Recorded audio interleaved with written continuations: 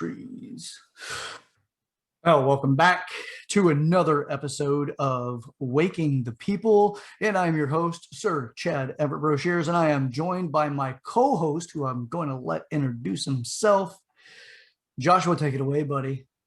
Good evening, my fellow patriots, our loyal subscribers. Thank you for tuning in to another episode. If you have not, please don't forget to hit that subscribe button. Don't forget to pound that bell and get all our notifications. We really do appreciate it. That allows you to see more of Chad and I's content.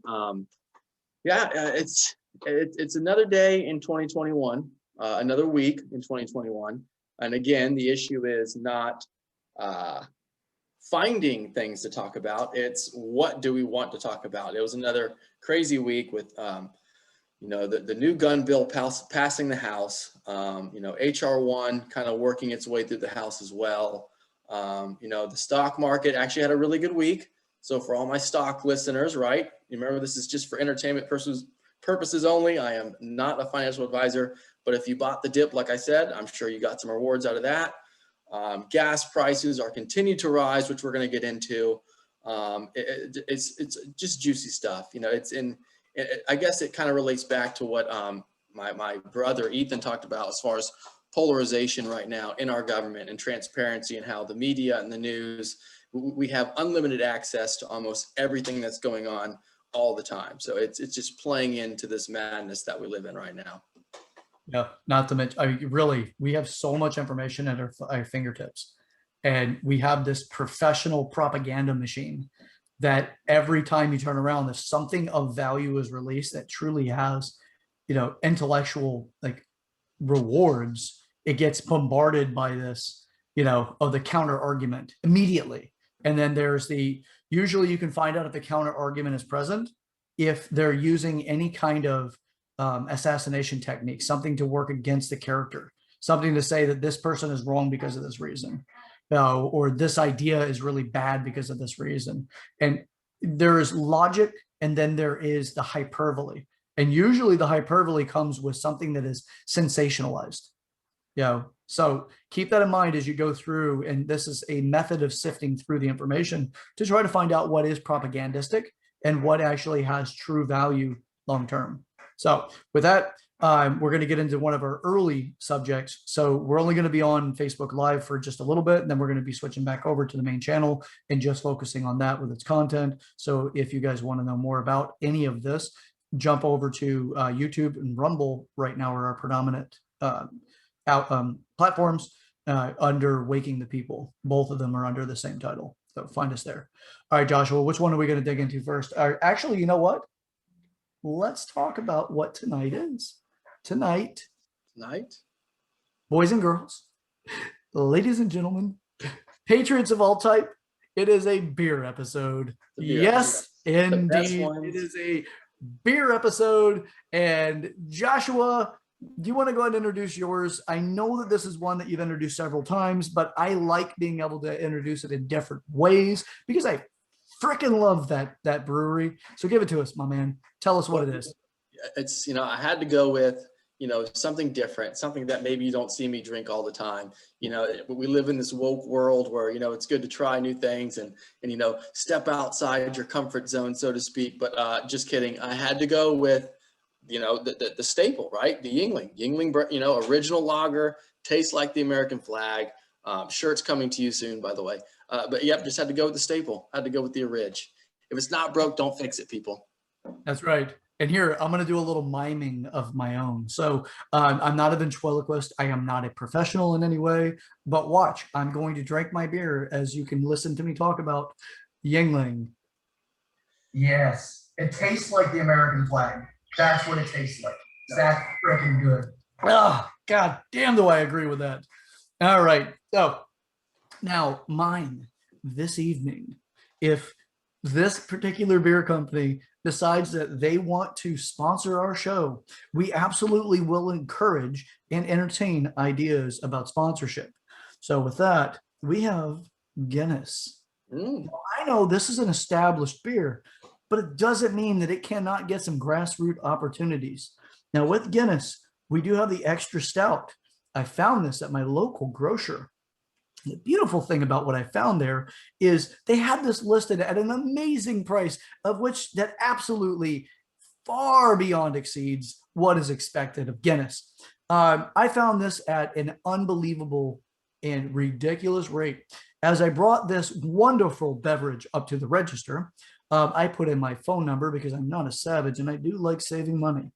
I'll put in my phone number to only find out that the case that I brought up was not priced at the 6-pack rate. I was devastated. So I told the young lady, give me 2 of those 6-packs and you can take the other 2 back because this is a beer episode. I am not an alcoholic. Although some people may disagree, shut your mouth. All right, with that, Guinness extra stout. And with every sip, you do taste like you've actually just received a nice Irishman's punch in the mouth. I know, it's great stuff. It's never kiss the Blarney Stone. There's a little bit of advice. If you are going to travel to Ireland, don't do it. Do not kiss the Blarney Stone. Here's the key secret. They piss on it. And you go outside. They piss on the Blarney Stone. If you go out, you're going to go kiss the Blarney Stone for luck. You just kiss some Irish piss. Now, back to our regular canceled programming. Let's get into it because why the hell not? Dr. Seuss took a hit this week. So did Mr. Health. What is it? Mr. Health Secretary. Oh no, I'm sorry. That's Mr. Potato Head. Mr. Potato. Yep. Guess what gender's under the dress? Right. I mean, Dr. Seuss, he took like a 20% loss this week, definitely. But actually, I want to open up with the Easter egg. It's actually not something that I told you. You talked about in the beginning about how we live in this world now where it's not, let me change your mind. Like, let me maybe open your eyes to something that you wouldn't see without an outside perspective to change it. And that's the inability to give credit where credit's due. And it's not even with like Trump, to be honest, because I went out of my way this week to try to find something that Biden has done that I like. I said, you know what? We live in this world where we're always beating up the other side. Like, if he's the president, let me go see if there's something that he's done that I like. So I went and looked, and it actually took me a while. So not only was it hard to find something that Trump did good, it's almost equally as hard to find something that Biden did good as well. Like, the media is definitely in this world where, negativity and chaos is the selling point.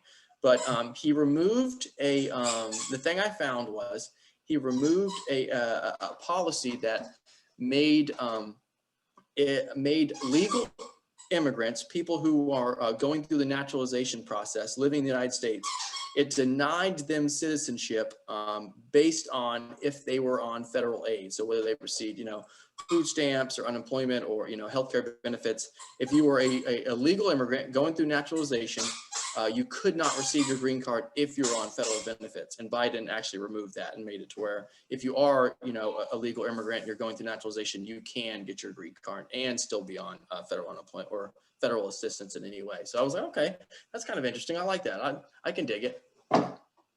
I want to make sure that we take a second and pause to kind of consume that information, because up until this point, I've never heard something that was actually pro-Biden. Yeah, I haven't heard anything. The only thing pro-Biden that I've heard has been and he ain't Trump, and that's it. And I'm sorry, but that is never a good way of actually positioning the future of anything, let alone our country. And this is something that actually is pro-Biden. And it's pro-United States. It's America first in the scenario, although it is immigration into America. But it is, and I will agree with this, that is a good thing when in somebody who is an alien or a non-citizen is becoming citizen. Now, there's a process to it, and I commend every one of them that do it.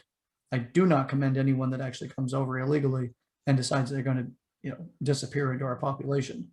But for the people that actually do go through the vetting process, congratulations. There's something that moves you forward into citizenship. And I think that that's actually a good thing. How did that come up? I'm going to be extremely skeptical about how is it a good thing and what else is attached to it. But at least for right now, that actually I would consider that to be, at this moment, without doing any other research into it, we'll call it a positive. It did take us shit, we're almost 2 months into this presidency, and we finally got the one thing that actually seems to be America first.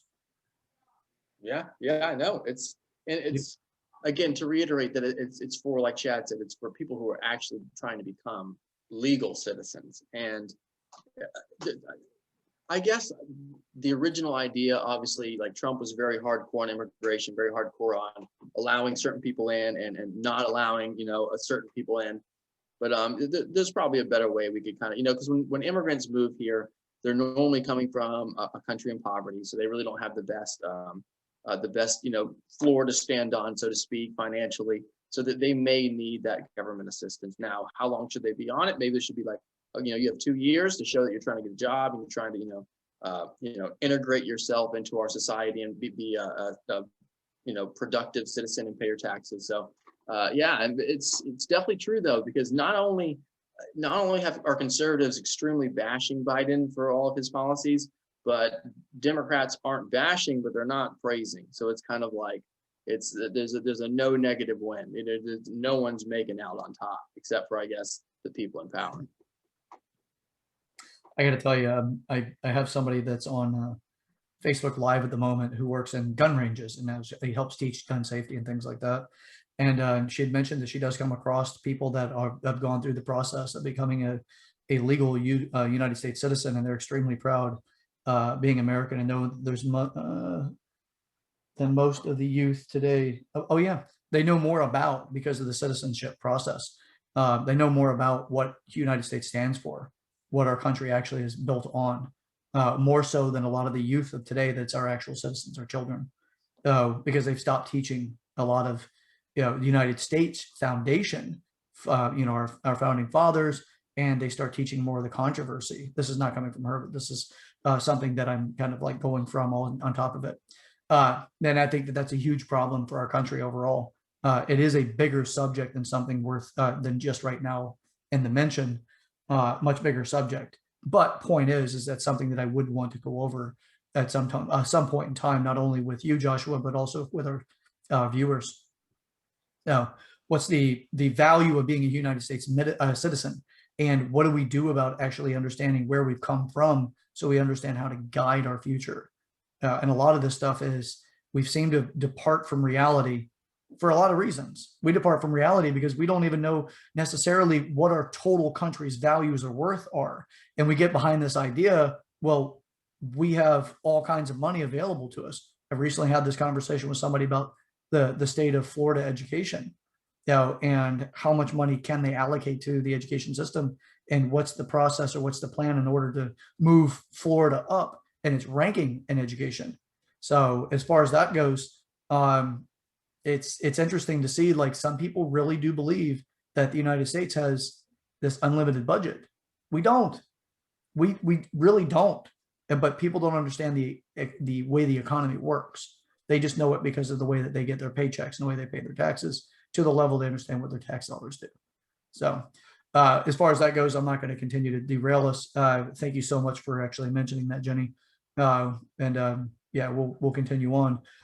So Joshua, where are we at on the subjects at the moment? Because Papa Bear is about 35% in on the whole, like, I'm having a good day kind of situation after all the work that I've been doing up to this point today. Well, yeah, I mean, you kind of already hint on it. You gave me a little segue there with the economy. The first thing I want to talk about today is something that affects everybody, unless you're, an EV owner, unless you have like a Tesla or electric vehicle. But that's the increase in gas prices. Now, I mean, I think our gas prices have at least gone up like 30 or 40 cents in the last 4 weeks easily. And so I kind of wanted to dive into the reason behind why gas is going up at the rate it's going up. And I found more than you thought. So obviously, the first reason why the gas prices are going up is that the United States is no longer energy independent. We don't, the pipeline was shut down, so we don't have our own oil supply. So that means that we, instead of, keeping oil or even exporting oil, in some cases, we now have to import oil. So that's going to increase our, our deficit. Remember whenever you hear deficit in economics, all that means is that the exports to imports ratio. If you export more than you import, you're in a surplus, you're good. If you import more than you export, you're in a deficit, and that's bad. And obviously, the United States is in a giant deficit. So being that we are not energy independent anymore, we have to rely on this multinational organization called OPEC, which is, it's 14 countries who control most of the oil in the world, and they decide prices, they decide distribution from tea to green. They decide everything that goes along with oil. And reading the countries, they don't like us. So it's Iran, it's Iraq, it's Venezuela, it's Saudi Arabia. It's it's countries who are not giant fans of the United States. So not only are we not energy independent anymore, we have to export, we have to import oil, from OPEC, and they are now deciding to limit how much oil is produced still, even though the economy is kind of opening back up again, and more flights, more people are traveling. So they're limiting how much oil is going out, only but to two countries, Russia and Kazakhstan. Russia and Kazakhstan can get all the oil they want. They can increase, distribution and production to those two countries. But us, the United States, they're choosing not to increase production. So we're getting screwed. I missed that pipeline already. I missed that one. Remember during COVID, the pandemic, it was like $1.86 a gallon. It was awesome. Yeah. You put $20 in there and you're full. Oh. Yep. But you know what it is? It's like, first off, Orange Man is fucking bad. Orange Man is bad because he tweets mean things. Yep. Orange Man hurts my feelings. You know what? As long as Orange Man isn't in, I'm going to feel so much better. But here's two pieces I want to share with everybody that's on the soundboard, and you're welcome ahead of time. First off, there's this one. Don't trust China. China is asshole. Yes, China is asshole. Also, this is how I feel Biden feels after setting up these situations where he's killed the pipeline, knocked off American jobs. Oh, you union workers like to back Biden. Congratulations. You all, whoever got behind that in the voting booth and sent money to it. Yeah, you fucked yourself. Here's one for you. Gotcha, bitch. That's a Biden. Oh, yeah. He's like, I'm going to say whatever you want. I'm not Orange Man. Gotcha, bitch. Right. Gotcha, bitch. All right. So, yeah.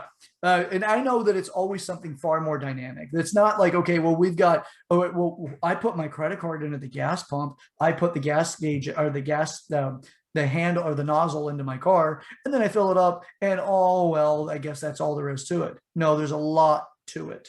Why would we shut down something that actually has a high level of safety with the potential to isolate and reduce the cost on the people that are consuming it, which is the pipeline, to create more of a demand on the railway system, which is the way that we're bringing and transporting oil predominantly through the United States now that the pipeline is no longer going to be the import method that we use or the agreement that we use in order to get oil into the country. We're going to knock all that off because Green New Deal obviously has a lot of value. We also have, we've got, this whoever is greasing palms, because who out there actually believes that politicians are not getting their palms greased? I don't give a damn who you like. I don't care. The person who probably got their palms greased the least, maybe Trump. Do I know for a fact? No. But I will say this, he gave away his entire salary, and a lot of Washington hated that man. And you saw that he lost money during his presidency as far as his personal life, his business life. He lost money. I don't care where you are with this. If you say, well, Chad, you're wrong because you're a bootlicker for Trump or whatever, I don't give a shit. I really don't. You're going to jump on my profile and start saying stupid shit. You're going to get on there and start saying stupid shit. It's the way the cookie crumbles. But as far as all the evidence that I've been given so far, because I am scientifically educated, I went to college, studied psychology. I learned the principles for psychology and the scientific method. So when it comes to that, I'm going to look at it from that perspective. I'm trying to not blind myself with optimism bias. I'm also not trying to go with cognitive bias. I'm trying to get to the point where what is the most truthful statement or situation. That man gave away a lot. His business took a tank. He affected a lot of relationships he had before he went in that was positive for his profit. I don't give a damn if he has some backwards or some undesirable elements about his character. Don't care. What we saw was this man was not trying to play the game that everybody else played. And with that, a lot of what he did was, I don't care how you feel. I'm wealthy enough. I don't need to get more wealthy. What I want to do is I want to do something that's patriotic for our country. And the first time that I actually was offended is whenever he said, I'm a nationalist. When he said that during one of his speeches, I'm like, immediately, I didn't think much of it because this is before my political awakening. I sat back and said to myself, white nationalist? Is he proclaiming that he's a racist? He didn't say that. He didn't say that at all. What he said is, I'm a nationalist, which means he's proud of his nation. And that's what he was doing. He was saving his nation. He was doing everything he could to save his nation. That was it. I don't give a fuck what CNN told you to think. I don't care what MSNBC told you to think. I used to listen to them myself. Shit, I used to listen to frickin' what's the jackass NPR. I used to listen to that every morning, thinking they're non-biased. They got the BBC. They have other countries on there. You know who I never heard on NPR? Australian news. Never heard Sky News. I don't believe I heard Sky News. I know that I did not hear the Australian news broadcasts, which, by the way, more conservative, and they actually like the Republican Party more than the Democrat Party in the United States. Didn't hear any of them on NPR. I didn't know any better. I'm in there scrubbing away, shaving certain places, and while I'm in the shower, right? And I'm listening to NPR. And then I hear Trump's over there and he's talking to Kim Jong-un, or however the fuck you say his name. I apologize. I'm a Florida cracker. Sometimes I don't say things properly or with the proper pronunciation. So he's over there. He's actually brokering a negotiation for a peace treaty direction.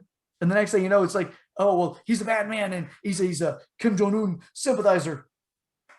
No, he went over there. He actually reduced the chaotic, undesirable relationship between the United States and North Korea. And then we go over and where he's doing other things to try to like stabilize relationships throughout the world.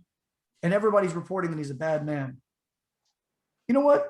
If you've got that much Kool-Aid stain on your mouth, and people are going to say that I do too.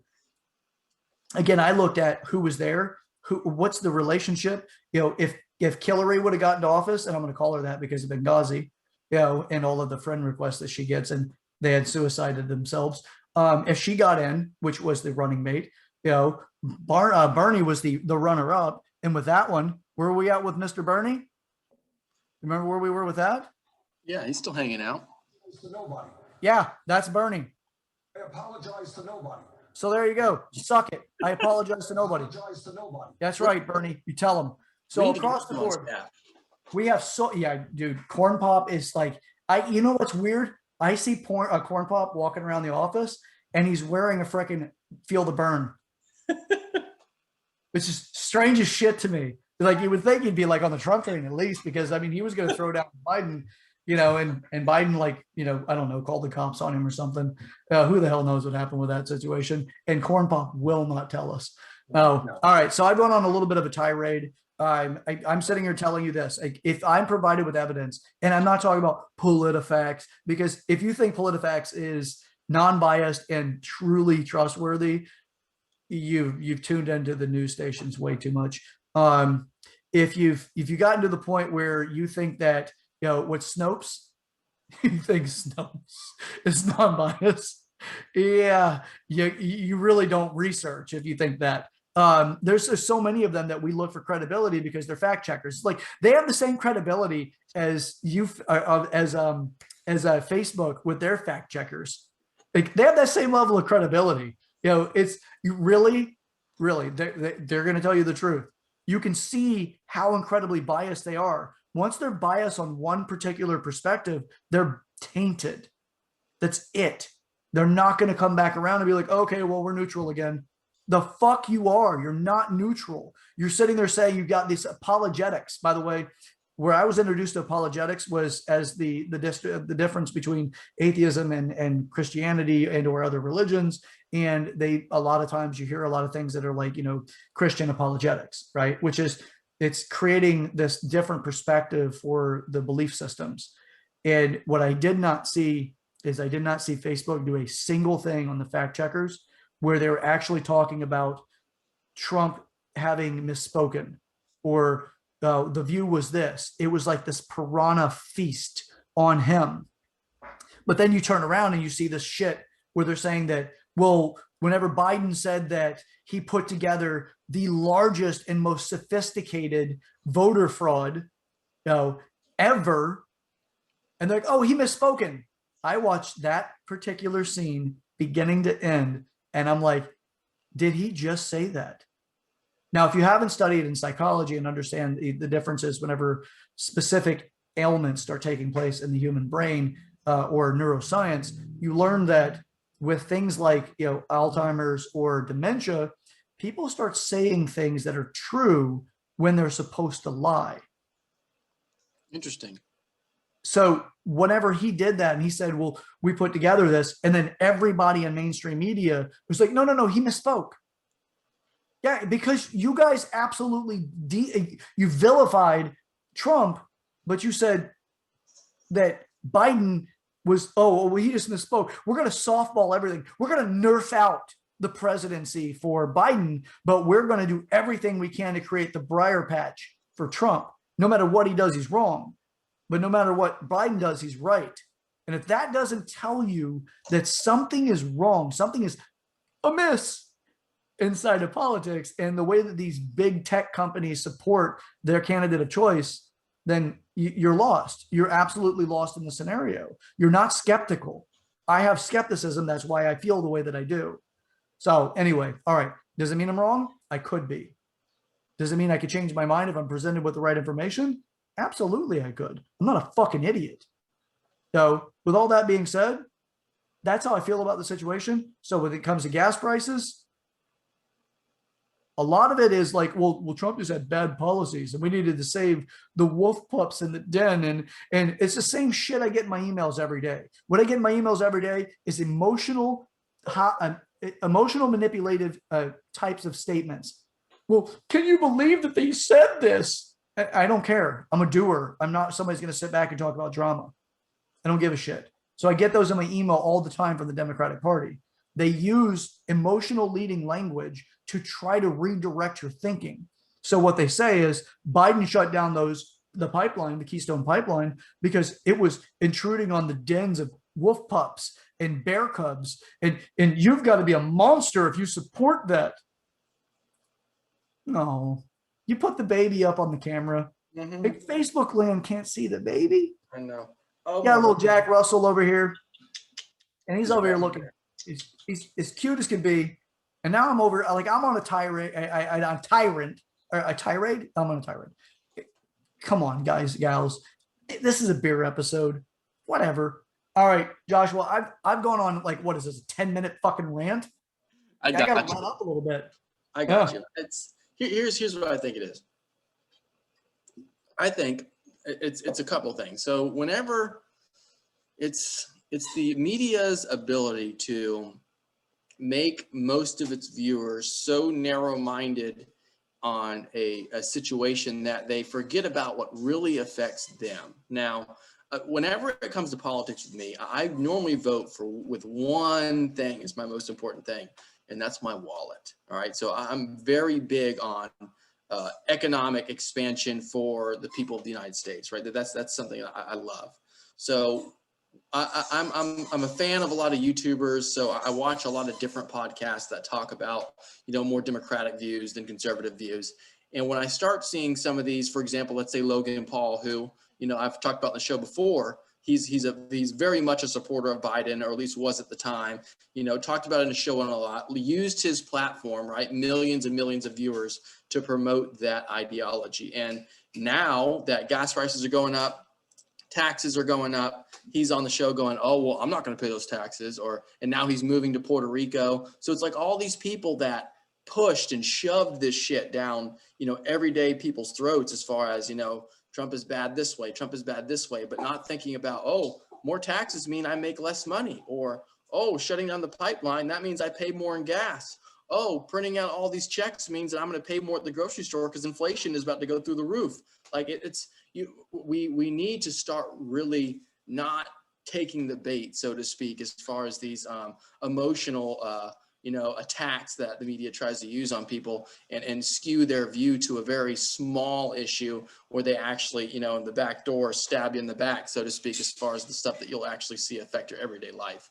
And with the gas prices, I think that we're nowhere near the top. I think it's going to be like $3.50, $3.45. I mean, I remember when Obama was president and it was $4.50 a gallon. You were waiting at gas stations hoping that you could get gas that day. And I think that's going to continue. And the economy as a whole is not doing too bad right now.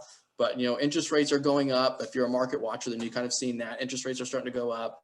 The market's kind of being a little more volatile. Hopefully that'll change next week, but that no means that people are afraid. I think that it's starting to level out a little bit because the stimulus checks just got passed. So now people can get some extra money, but it's just not thinking about what really affects you as an individual, maybe not your ideologies or they're, the misconstrued that this is actually about an ideology instead of, a backdoor policy that we actually want to shove through. So if that makes any sense, Well, I think that calling it a backdoor strategy and or policy is really good for the next 4 years, because I feel like that's what got it in. And that's also going to be we're going in dry. So you guys are just going to have to bear the burden, bite down on this leather. We're going to just do what we want to you. Also, you had mentioned, so there's a couple of things. Do you remember the slogan for Obama when he was in office? It's the change we need, right? Change, hope. Oh yeah, hope. I think I think he said change, or was that the first one? He ran twice, right? Was hope the second one and change was the first one? Yeah, all I recall for the Biden presidency was hope. And now that I'm looking back at it, it's like Biden presidency. I'm sorry, the old Biden. It's the same damn thing. I'm sorry. It doesn't matter. This is Obama's third term. So Obama's presidency was hope. And what makes me laugh about it, but I'm angry, but I'm laughing because of the satire value of this was it really lined up well, because hope that I could pay the bill at the gas pump. And that's going to be Obama's third term, is another one of those moves for, build back better. How about build back better because you're going to be in better shape because you got to walk everywhere because you can't afford to fucking drive. And also you're probably not going to be able to afford the groceries as well. It's a bit hyperbolic. I'm going to go ahead and say that. I'm being facetious. It's a little hyperbolic, but the truth is, what we have in office right now for the very, very beginning was everything to reverse Orange Man because he's so bad. So fuck everybody who needs diabetic medication. So the insulin, fuck you if you need it, because if you do, we're going to go ahead and raise it back to the ridiculous prices that pharmaceutical companies were gouging us at. Also, let's not stop there. Let's go ahead and hit the EpiPen too. Oh, well, Trump's executive order wasn't supposed to take place until sometime in 2021 around the summer. Although I know people that actually got an immediate cut on those costs as soon as that executive order was signed. But no, that's probably just accidental. Oh no, that wasn't supposed to happen. Oh, what they did is they reversed it because all the red tape, the people that are saying that are not the people that were paying for the insulin. And the people that were doing that were like, was it Logan Paul? You were saying? Yeah. He was one of the supporters that was very pro. So now you got fucking Logan Paul, right? Now, we got Logan Paul who's saying that. So he's saying, well, I'm going to leave the country because of all these crazy taxes. You're a fucking coward. You're a coward, Logan Paul. You sat on this hill and you're like, you know what? I'm going to preach till the end because it gives me notoriety. It may build my fan base. I may get more likes and followers, maybe more advertising money, increase my wealth. But you know what? As soon as the shit gets real, because what you wanted actually got into office, and now you're going to leave because you don't want to pay those taxes, you're a goddamn coward. And you can afford it. That's what people don't get. He can afford to leave. The people who are really trying to shove this shit down the throats of the American people can afford to do whatever they want. So if taxes go up to 56%, they don't care because they're still making out so well. It's not, the Democratic Party is supposed to be about blue collar workers, the everyday man. And it used to be, it really did used to be. It was much better than it is now. But now it's just more corrupt as our government has grown more corrupt, not just the Democrats. Obviously, there's a lot of corrupt politicians on both sides, the blue and the red. It's not just one side, but it's just people, like you said, they're using the the relativity, I guess, of the subject right now, or the springboard, right, of to be on the right side and to be, quote, woke, and to, to shove this shit. I mean, think about this. This is what I thought about, I think I shared it on my Facebook. So I need to get this straight. So the number one song, right now in the US is WAP, right? And that stands for wet ass, and the last word, okay? That's the number one song. That's the song that everyone, kids, doesn't matter. Everyone's hearing that song. And that's the number one song. Mr. Potato Head's offensive, though. If I call someone Mr. Potato Head, that's offensive. The word Mr. is offensive, but wet ass, being the number one song in the, in the world, that's fine. Our youth can listen to that, and they'll be able to understand that, hey, this is for grown-ups. It's Michael Obama. Yeah, Michael Obama even fucking praised, Cardi B as saying that Cardi B is a great role model for kids. what? So we've got Cardi B, who talked about drugging men to rob them, sometimes having sex with them, which if you drug them and you're not using these stupid ass sexist double standards, you drug a man, you have sex with him. If a man drugs a woman and has sex with her, he just raped her. If a woman drugs a man and has sex with him, fuck your double standard, fuck your feelings, she just raped him. Done.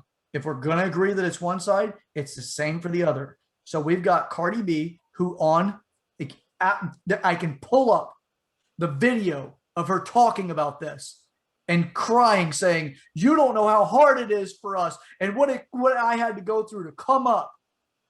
And then now we're going to use her as this spotlight of ethic values that should be implemented and recreated, replicated into the lives of children, because she's a role model, but Dr. Seuss is horrifically framing stereotypes about people, and Mr. Potato Head, because just by virtue of Mr. means that he's got a whopper in his britches, and well, you need to get rid of all that so that we can make it into the living embodiment of our health secretary. They actually contradicted themselves too. Did you catch that? They contradicted. How do you know he's a Mr.? And they said, because it says Mr. Well, aren't you contradicting yourself? Aren't we saying that, hey, you can be a Mr. and still be a female? So, you don't even know what you're talking about. Carry on, Chad. If I were to actually say that my pronoun is Mr., are you going to offend my pronoun? Right, yeah. Oh my, I feel like I've been microaggressed and I need to talk to an attorney because I deserve reparations for the hardship you just put me through. You don't know how hard it is to live this life. Yeah, I'm a Mr. I'm super straight. I've realized that this is now a term, and I'm super straight. And if anybody actually talks about the fact that I'm unwilling to date transgender women, men, or transgender men, it's because I'm super straight and it's against my sexual preferences. And if somebody infringes on that, then they're actually attacking my sexual preferences. Therefore, I'm sorry, you can't contradict yourself in this scenario. So I will see you in court. Yeah, here's the easiest way to fix it. How you doing? Are you Mr.? Oh, no, sorry. I actually identify as Mrs. Okay, great. Nice to meet you, Mrs. Whoever. I don't. Yeah, it's pretty simple. Like I don't know why everyone is. It's the fact that they're making it that you should be able to rationalize on your own, and it doesn't make any sense. Like again, we've talked about this before on the show. It doesn't make any sense. We'll get there. I think we get there. Professional victimology, right? It's like, you know what? I've already told you once earlier in our conversation how to address me. And since you did address me several times by that particular pronoun or preferential statement about who I am and the way that you're going to address me, you just messed up. Therefore, you're a bigot. And how dare you? And I'm going to ruin you. Where do you work again? I'm coming after you. Yeah. If you don't, then you know what? If I don't feel good enough about ruining your life, how about this? I'm going to actually try to get a lawsuit set up because your company is willing to pay out. Because I just told you how to address me. And because you did address me that way several times, but you missed it once or twice. It's up to my discretion whether or not I'm going to actually ruin your life.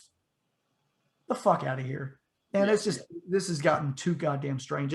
Whenever they say clown world, I really do feel like it is absolutely clown world for us. And I'm going to do it again. You ready? I'm This ready. is it. This is exactly what it's like.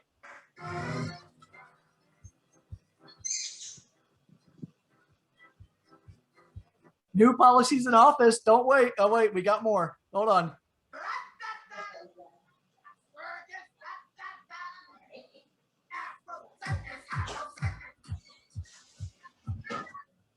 Yeah, baby.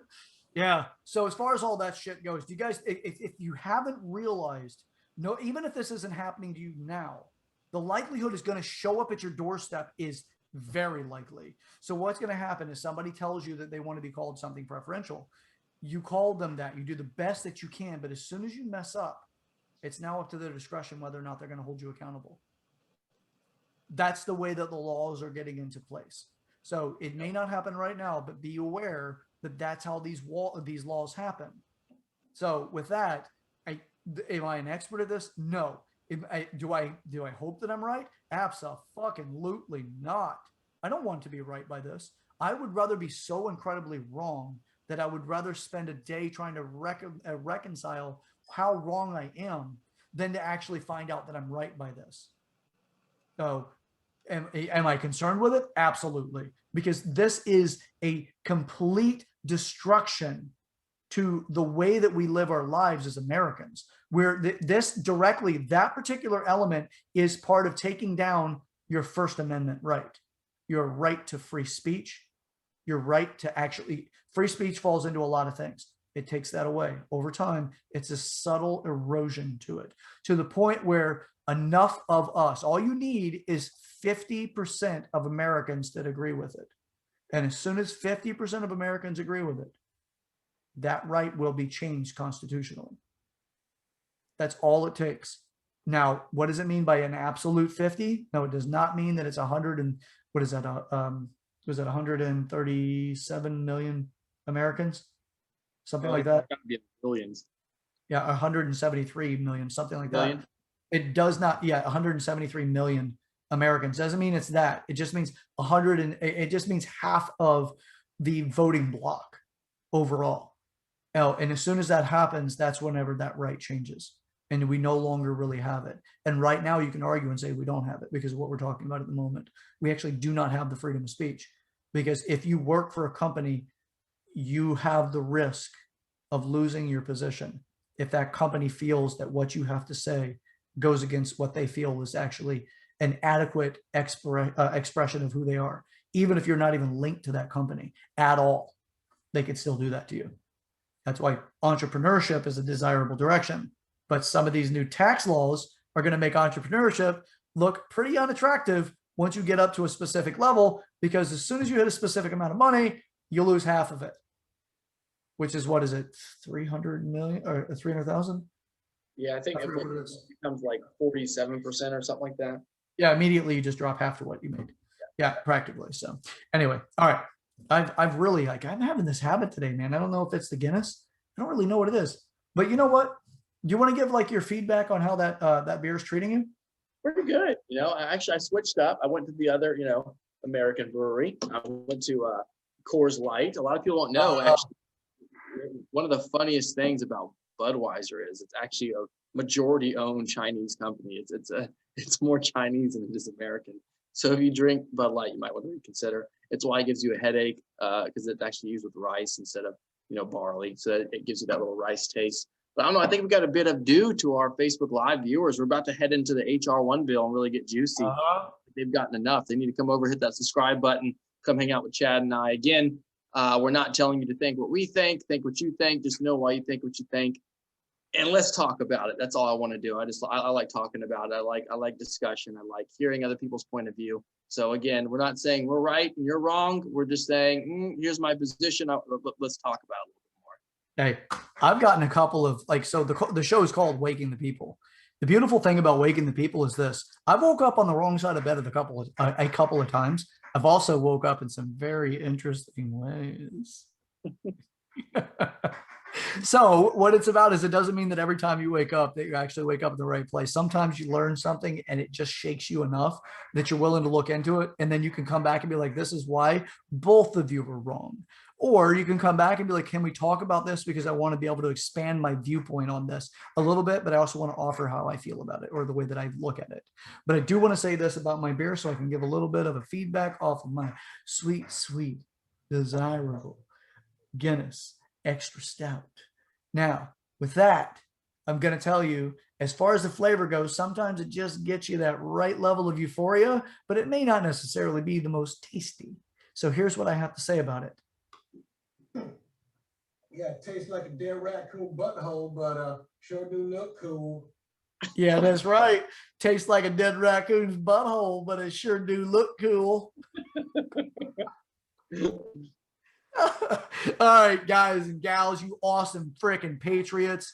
And I from myself in my home, my office, this is Sir Chad Everett Brochures. If you want to continue this episode, by all means, you're going to want to follow it over to Waking the People on YouTube, as well as Rumble and quite possibly your mom's house.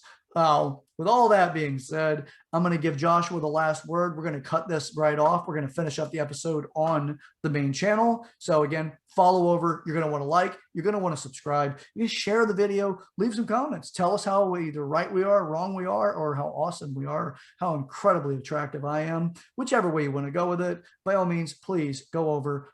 Joshua, last words before we drop the old Facebook Live. Thank you guys for watching. Please come over and watch the show. It's going to get better. If you are let's say you are a Democrat, or let's say you are someone who's kind of unhappy with what's going on right now, just keep in mind that this isn't necessarily a 4-year deal. Midterm elections are next year. So if there was a changing of the House, so to speak, as far as the majority party, it could be very less one-sided. So let's band together. Let's try to open up the discussion a little bit more. Let's move past our polarizations, hopefully. And let's start to kind of get back on the right track and get this country where it needs to be. So I think no matter who you are, everyone wants to see America succeed. So until next time, guys, have a great Saturday night. It was a beautiful day today in Tampa Bay, and I can't wait to see you next time.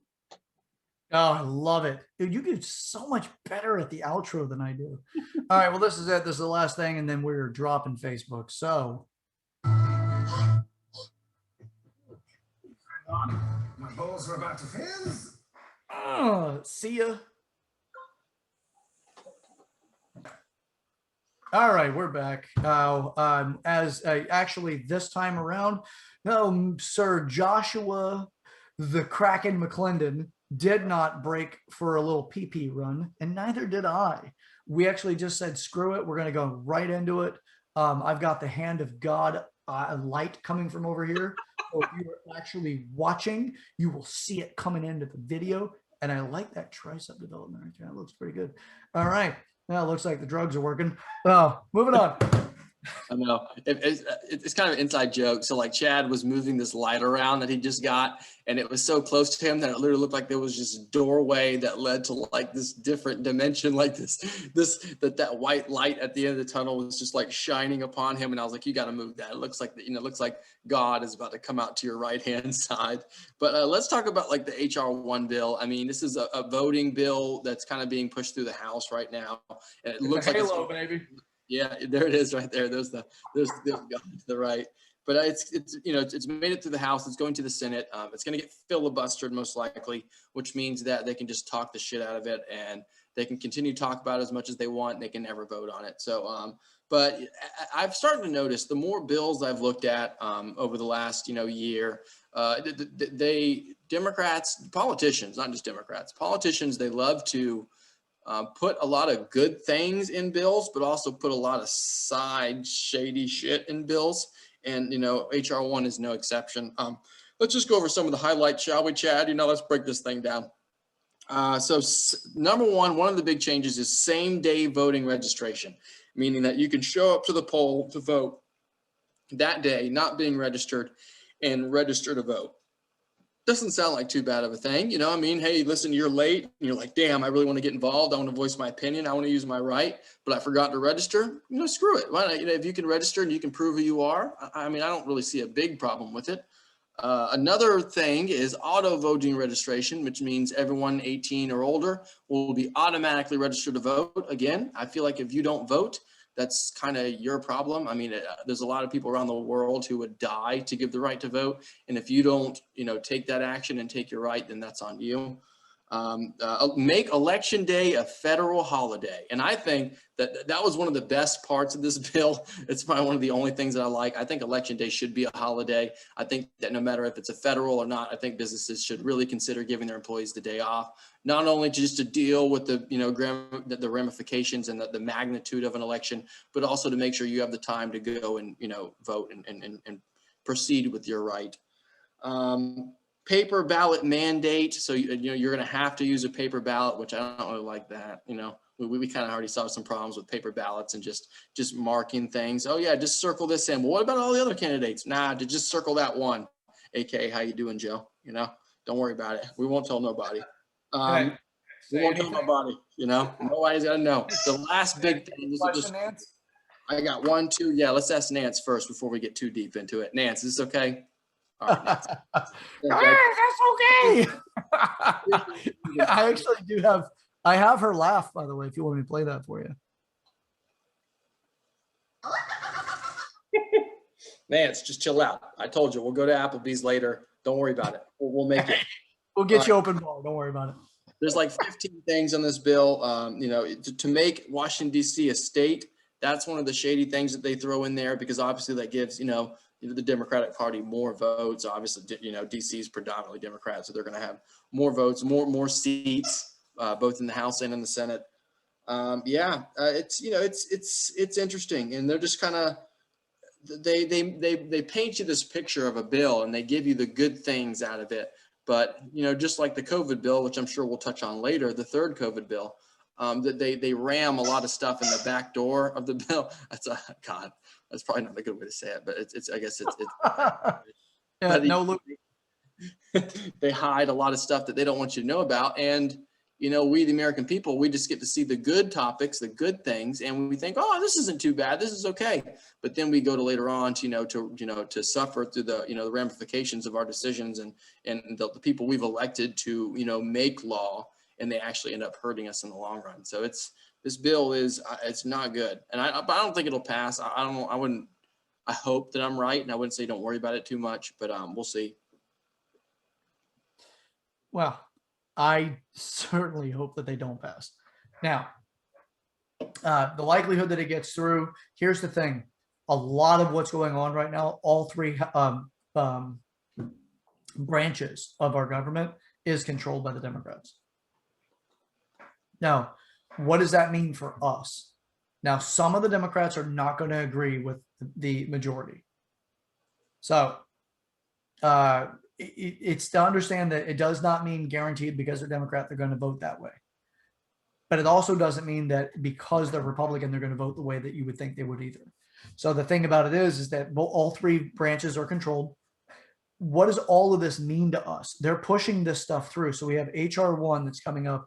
Now it's passed the House. It's on its way to the Senate. What's the likelihood it's going to happen in the Senate? It's supposed to get shot down in the Senate. Does it though? Are we at our final call on it? We don't know. We don't know that yet. But all I have to say is when somebody says open Biden and then laughs about it, that is very concerning for me. When somebody actually has the audacity to say that we have all of this wonderful stuff that we can do now, and it's all we have to do is say, open Biden. And we're supposed to sit here as the citizenship of this country and just say, oh, well, she's for us. We saw how much she was for us with them saying that, the stimulus checks that we got and her having responsibility for so much money going offshores. And we're supposed to sit back and say, well, yeah, she's for us. If you think that, please don't go to the voting booth. Please don't. Just sit back and sit in the opium den of ignorance that you've created for yourself and just live with it. Don't go to the voting booth. Please don't spread your ideology out so that the rest of us that are trying to make a good living and trying to do the right thing for us as citizens, don't go out there and just sit there because of your ignorance, convolute people that are actually studying this stuff. turn off CNN, read a goddamn book, maybe get away from the book burning, the allowables for the book burning culture, and do something good with your life. So, but then again, you know what? Maybe I'm the asshole in the room. But then again, Trump was the asshole in the room. And it seems like a lot that he did was good for us. But who knows? Maybe history is going to show us otherwise. But if we let history be taught by the left agenda, we're probably going to find out that, yeah, history didn't happen that way, but we're supposed to believe it because that's called gaslighting. Oh, who's using gaslighting? Predominantly the left. So anyway, all right, I'm going to get off my goddamn soapbox because the stout beer is awfully fucking thick. And I've probably gone on for far too long and our viewers are going, shut the hell up. It's a lot of like, one of the new additions to this bill, or one of the additions, is it would mandate that all candidates running for either re-election or a new candidate for any political office position must release their tax returns from the last 10 years. Like, I love how this, where's your taxes, Trump, has become like this gigantic thing. Like Kamala Harris, for example, right? Kamala Harris, she's a sneaky little girl. She makes some money, right? And she knows how to hide it. She made a lot of money in the stock market. Her husband's a lawyer. They're entrepreneurs. That's how they made their money. And I'm sure that not all of them, write the IRS truth, right? There's a lot of ways to scheme around taxes, and you can use capital loss. There's all kinds of stuff you can do to make that letter you send to the IRS more believable. But is it really that important? I mean, I definitely get that we need to start making it to where if you go into political office, maybe you necessarily can't be involved with so much what you're doing in your private life because there may be a conflict of interest into what you're doing currently. And I think that's an issue that's on both sides, not just the left, or definitely the right has some of that too. But it's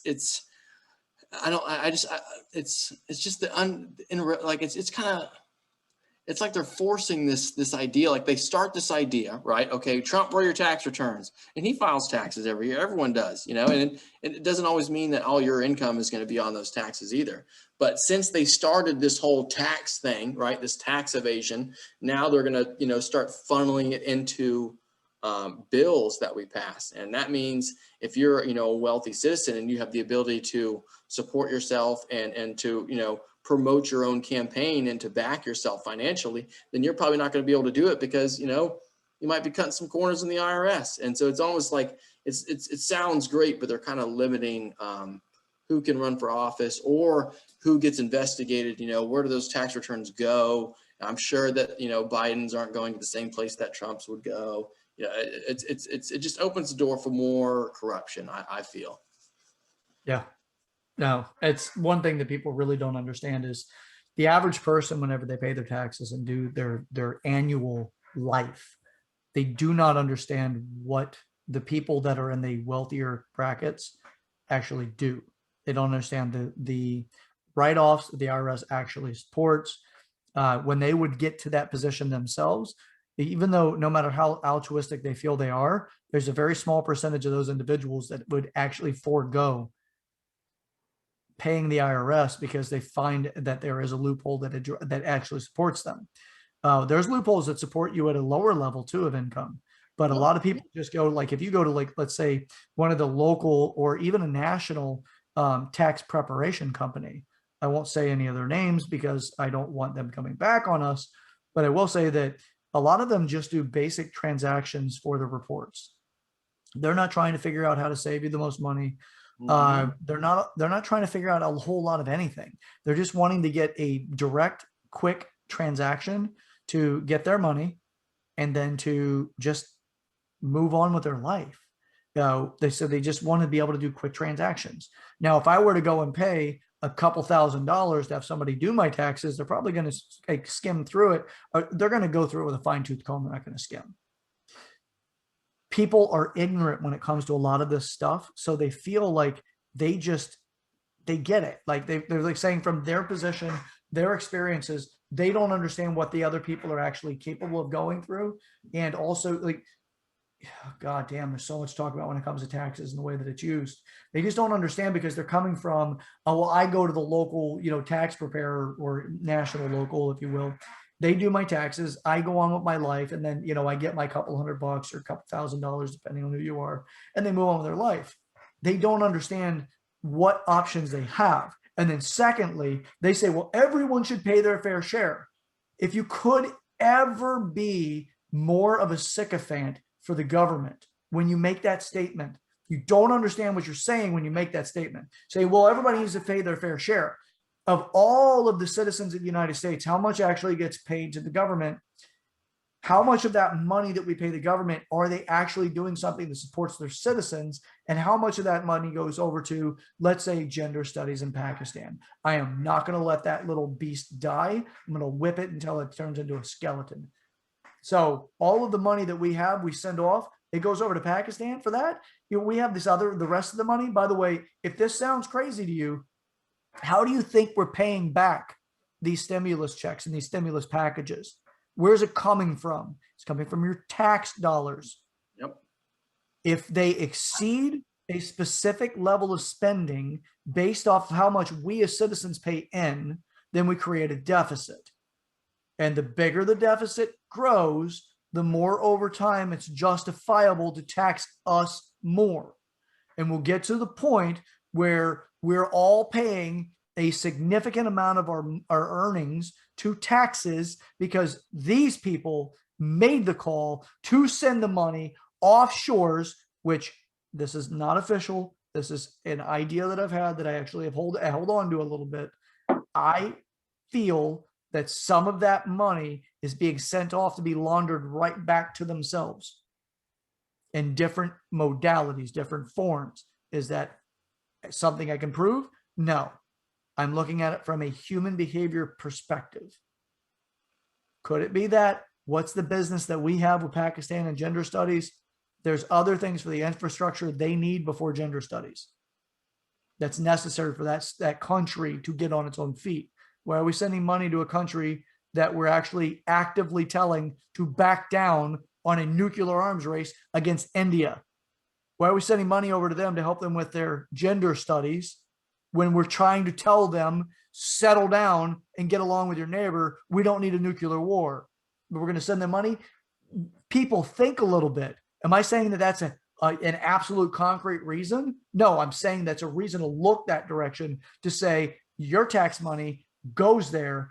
Those people are taking the money. Now, how do we know that is not a loop to send it over and it comes back in a different stated form? How do we know that? We don't, because we don't know what money comes back to the country in the way that it actually comes back in, and what system does it come back in under.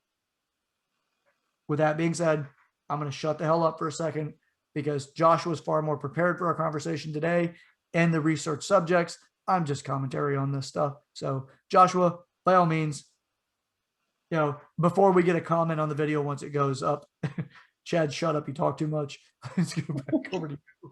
It's true, though. I mean, so let's remember that the United States is not based on the gold standard anymore, right? Every U.S. dollar before the creation of the Federal Reserve was backed. It was on the gold standard, meaning that every dollar that you had could be replaced or exchanged for a certain amount of gold. And now every dollar is backed by the full faith and credit of the United States government, meaning that they promise that $20 that you have will always be worth $20. And the more money you print, the less valuable that dollar you has, because it's not backed by anything.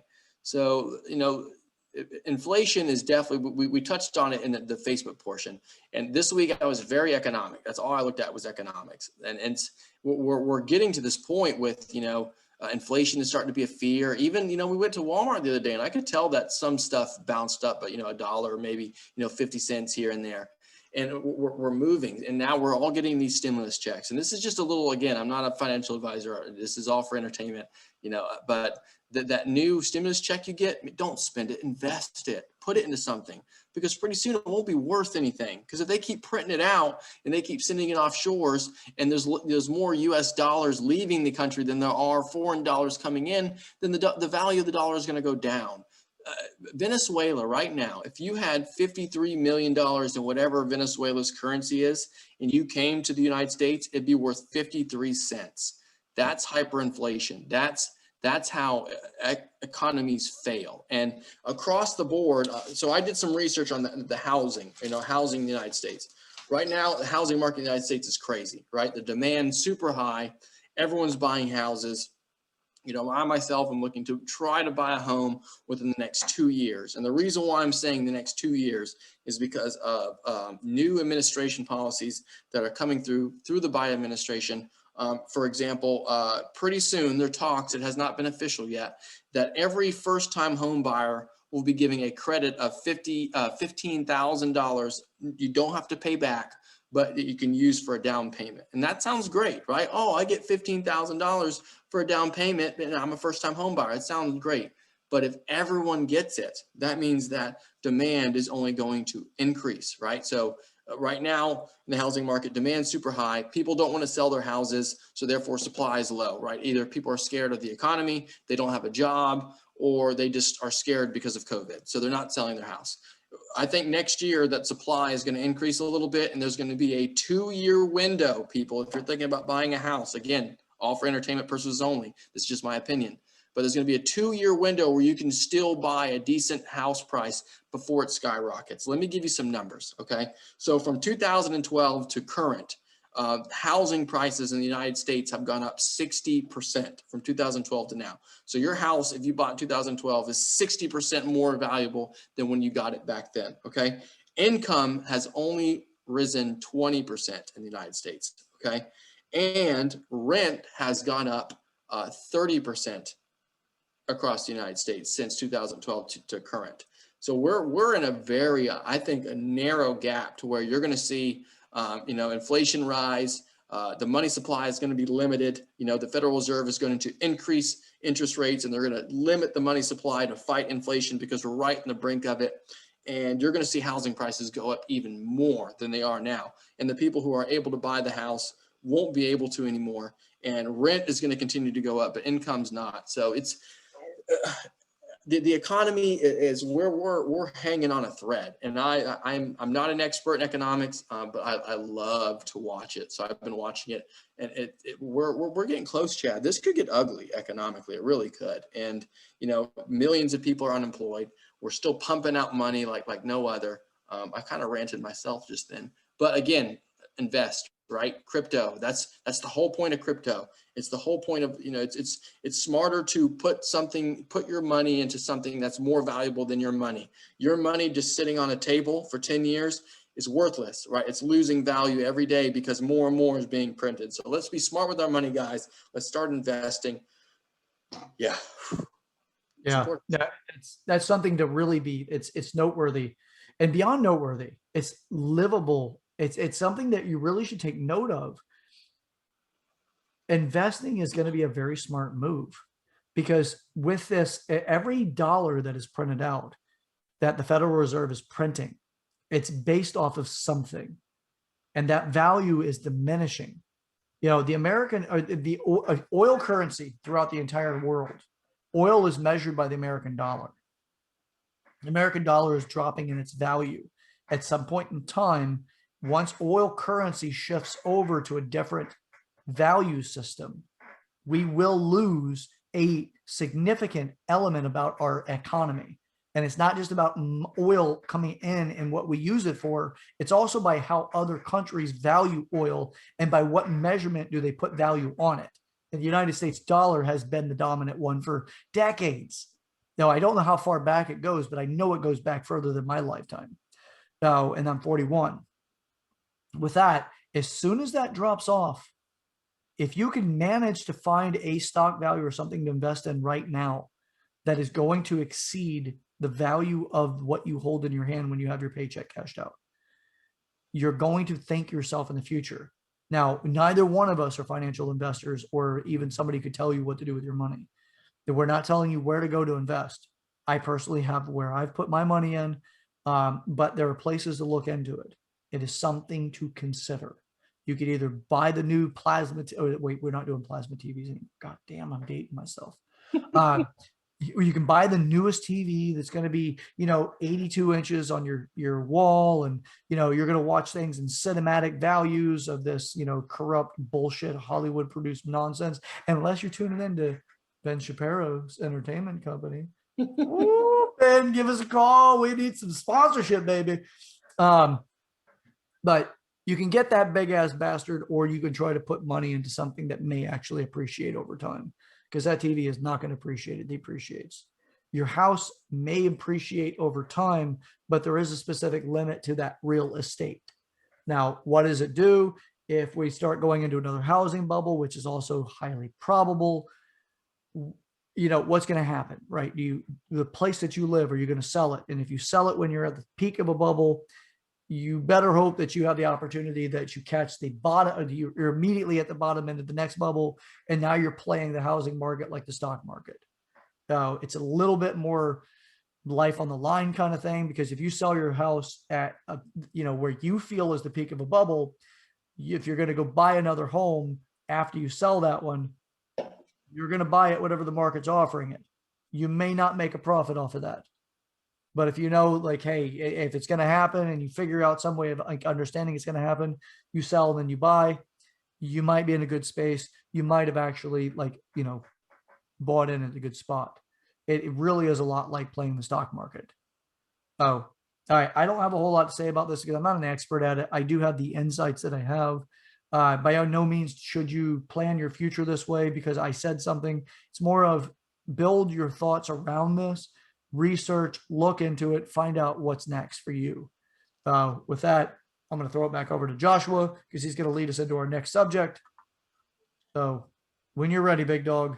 Yeah, it's just a smart move. I mean, eventually, the growth rate on the S&P 500 is 9% a year, and it's been like that for I think like 100 years. So you're almost guaranteed to make money. So instead of just keeping it in your savings account where you're actually making the banks rich, because remember, for every $1 you keep in the bank can lend $9 for that $1.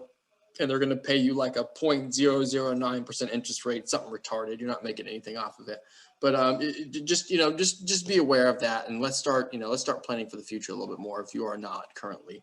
The next thing I want to talk about is it's another bill. It's the gun bill, and Chad and I have talked about this before, and so it passed the House, right? I'm referring to. Let me see the actual name of this sucker. I forget the name of it. Let's just do. I guess it's called the Firearms Licensing and Registration Act is one of the names of it. But let's go over some of the key points of this bad boy. One of the parts, again, we've talked about this before, right? Both sides, politicians love to give you a lot of good things, and they also give you a lot of, that doesn't make too much sense, backdoor deals, so to speak. So I'm going to just go ahead and read off some of the key points of this bill.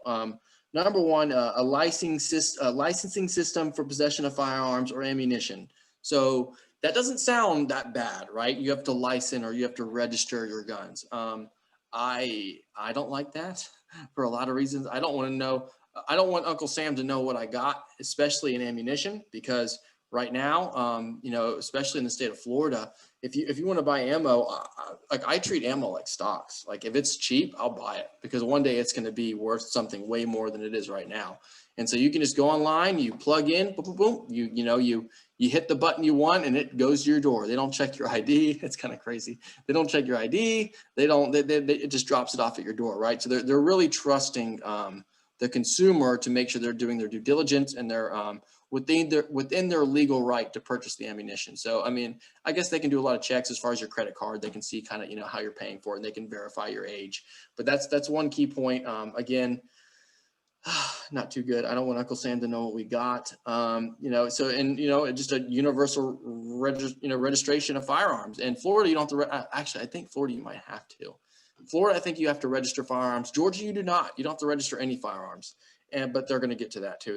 There's a back door that you can buy firearms that you used to be able to do, but now you currently can't do due to this bill if it passes. Now we got 21 years or older to buy a gun. I don't mind that. I think Chad and I have talked to that before. I think 18 is kind of a very developmental age.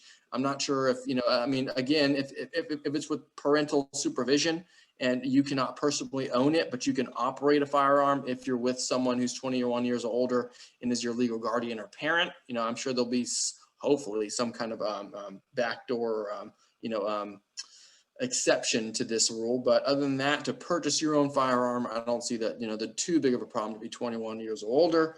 Hold on a second there, Joshua. I want to throw in on that too. Two Go ahead. pieces. The first one is, so as far as the firearm registry, now all of us have to go through an FBI background check. We have to actually have our information checked before you can legally purchase a firearm. That does put you into you are being checked. They have your information. They know I own what I own. There's no way, like, they're just going to say, okay, well, this guy's good, and then that's it. They're going to save that data. They know, because you have to go through a background check before you can purchase the firearm. That's what they're leveraging the bill on. They're saying that everybody needs to actually be background checked before they buy a firearm. That's already happening. Now, there's the gun show loophole that I'm not as familiar with. Now, I've not purchased a firearm to gun shows, but as far as if you go to a gun shop or if you buy a firearm in any other way other than a gun shop or a gun show, again, I don't know enough about that one, but every other means, you have to have a background check before you're allowed to have that firearm. That means that you are registered in some way. Secondly, as far as the ammo goes, there's no reason for them to understand how much ammo you have. That doesn't matter. They shouldn't need to understand that. If you only have one firearm, it can only fire so many rounds. So therefore, how does that matter? So as far as that goes, so damn what? Get out of our business. Secondly, they want to increase the age before you can buy a firearm, which can take a life, possibly, or a couple, which God forbid if that ever happens. But these same assholes want to lower our voting age from 18 to 16, but they want to increase our ability to buy a firearm to the age of 21. You're allowed to vote from the emotional state. Prefrontal cortex is not developed to the mature adult level yet at 16 years old, or even 18 really, but at 16 is far less developed. And they want to make those people, by the way, they're more likely on average and statistically to vote left, because left doesn't talk about hard work, results, and reward. They talk about entitlement concepts. Kids are going to more likely go that route at securing a voting block. If you can't see that, I'm sorry, take off your damn blinders. You'll be able to identify that. They want to lower that voting age to 16. They want to increase our ability to purchase a firearm, which contradicts the concept of making rational decisions, over to 21. It's absolute bullshit. Now, do I agree that it could happen? Yeah, actually, if anything, we should probably talk about increasing the voting age to 21 instead of 18. But also the same thing would go for the military, being able to get into devoting your life to the military and giving your life up. Yeah, that should probably wait till 21 as well. Perhaps we need to think about it a little bit more before I make a concrete call on that. But at the same time, that's how I feel about it. So 21 is actually where your prefrontal cortex has a higher level of adult level decision making than you do at 18 or 16. So that, again, I'll throw it back over because I've got my little TED rant out of the way. Well, and yeah, and also, like, so before, now if this bill passes, currently it's still the same. Like this rule applies, but you can buy a firearm through an independent party, so like not a gun show or not a gun store. You can buy it from a private individual, and you don't have to register it. So that's how a lot of people I know got their firearms. But you can just buy it from someone who is either a friend, or you can buy someone who's maybe a private dealer. They don't have to register that firearm. Now they do have to background check you, but you don't have to. Or actually, I don't think they even have to background check you. I think it's just a private sale, so it's not illegal. But with this bill, that will make that illegal, because that all guns must be registered. That means that if you buy it through a private sale, that they'll have to background check you, which then means you'll have to register the firearm. So again, it's all about keeping tabs. And if you think, oh, well, registration is good. Yeah, it's not bad to know who has what, but it's also bad to know who has what, because there's a lot of things that fall through the crack in that concept. If part of our Constitution is part of the legal right to bear arms, our Second Amendment is that we have the right to maintain a militia. Our founding fathers were very, very hell-bent on making sure that future generations were not at mercy at another like monarch, like England, how they were. They were under oppression by a different country or a government entity, and they wanted to make sure that by all means necessary, that there was no more ruling over the American people. So they gave the Second Amendment the right to bear arms, not just to protect you from other people, but believe it or not, to protect yourself from the government. That's actually more of the reason why they made the Second Amendment than for individual citizens to bear arms. And that was actually decided pretty recent. I think 2010. It was Washington, D.C. versus someone. It was a court case that finally stated that the Second Amendment not only pertains to militias, but also individuals to and have and bear arms.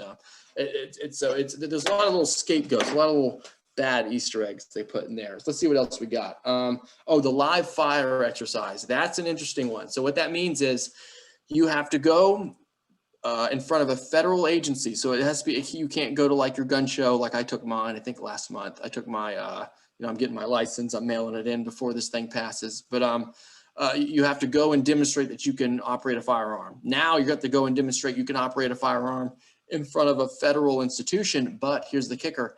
They are not going to supply you with a firearm nor ammunition, which means if this bill passes that you cannot possess a firearm or ammunition and without doing a live fire exercise, and you can't bring your own because you're not allowed to have that firearm. So it's almost like they're closing the door on people who don't currently own firearms but want to go and take the test. You can't, because you can't have one. So it's again. I wonder how that one would work out. Like, say, like, since I own one, you own them, or we've lost them in boating accidents or whatever. Yeah. So would they be able to, like, could we go and offer, like, this is my firearm, they're going to use it, and here's I'm setting them up, almost like a vouching for them. I vouch for them kind of approach to it. I wonder if that's like a way around it. Although regardless, we should never have to get to that. Right. But I absolutely, I've heard the same thing, that is the setup. If you don't have firearm, you don't have ammunition, they require that you have it in order for them to put you through it, because they are not going to supply it. They're not required to supply it. Now, is that required to supply it, or they're not allowed to supply it?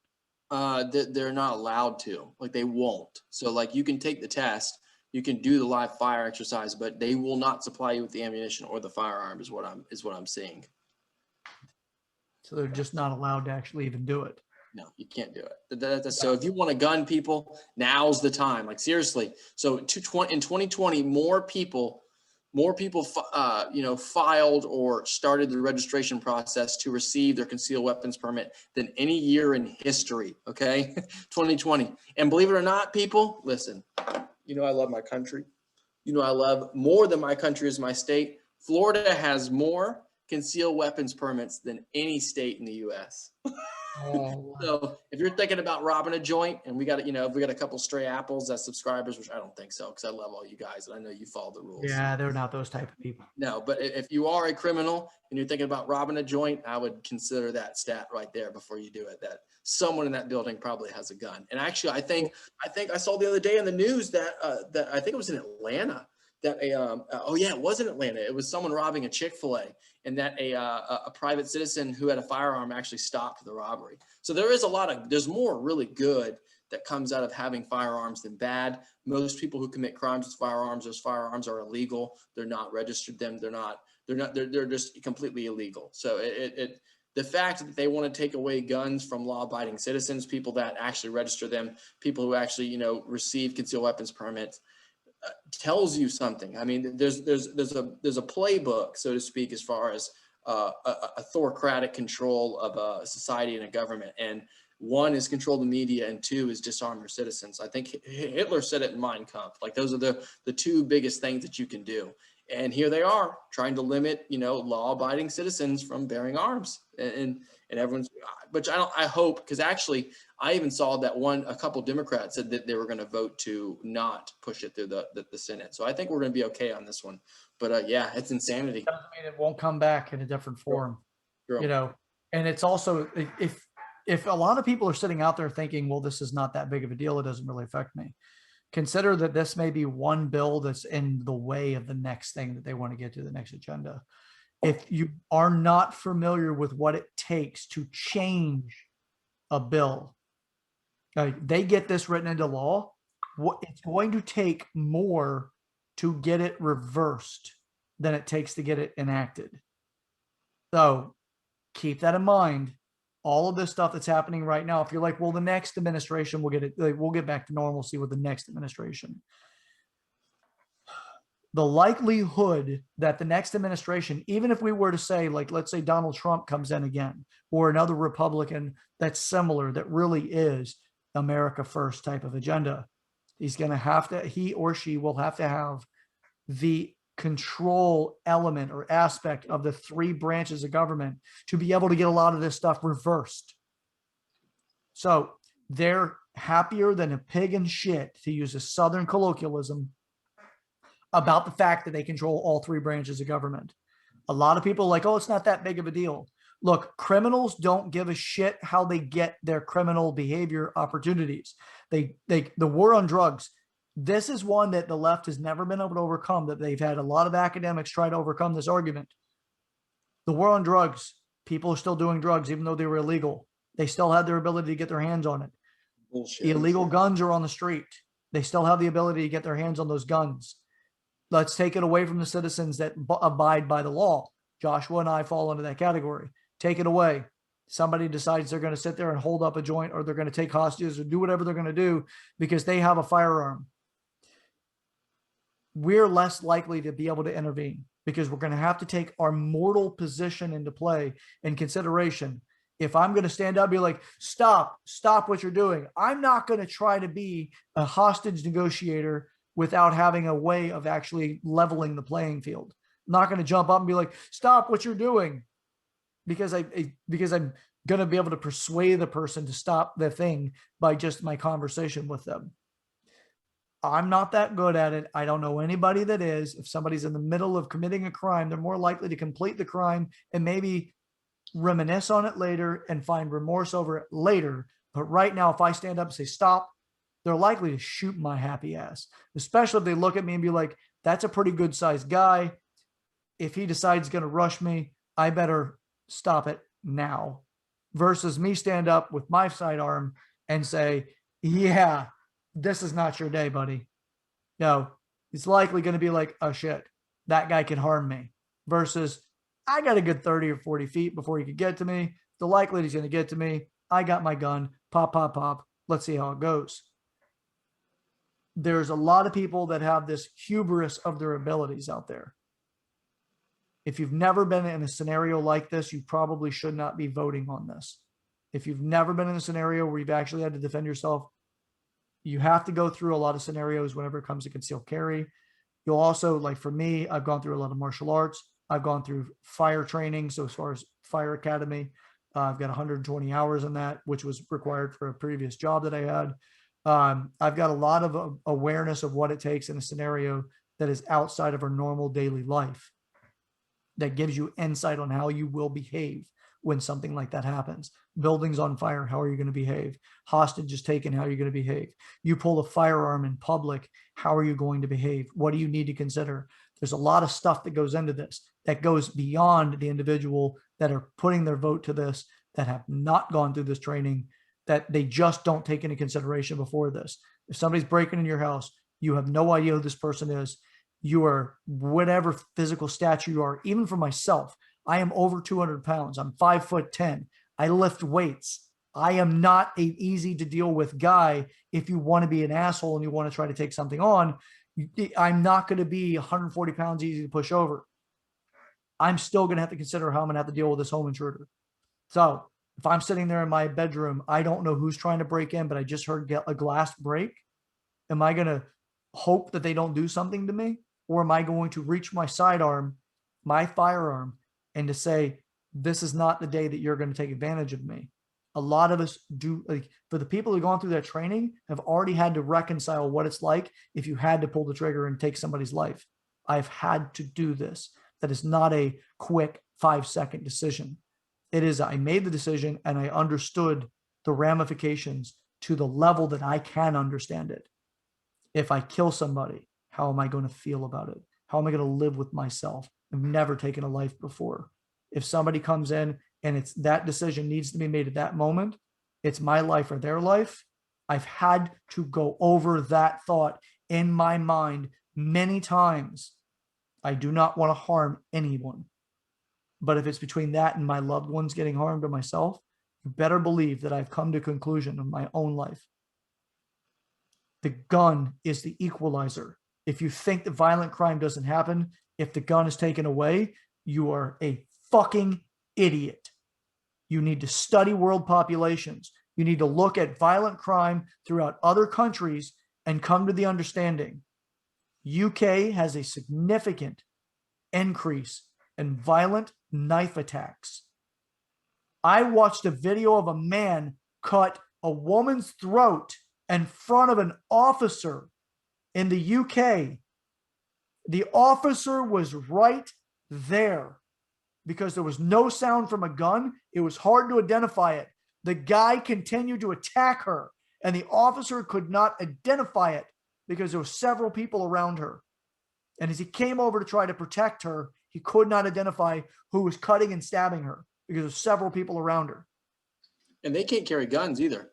And, Nope. and if you're a police officer, you can't carry a weapon. You have to carry like a billy club. So, I mean, it's okay. So, like Chad said, so I wrestled for like 10 years. I'm a purple belt in jiu-jitsu. I did mixed martial arts for 10 years. If it's me versus a guy who just left the academy, I'm sorry, but if you got a club or not, I still would bet on me, right? So there needs to be that old saying of, God made all men, but baby, Colt made all men equal. So there needs, I love it. true, there needs to be an equalization because the lack of training that police have as far as like hand-to-hand combat.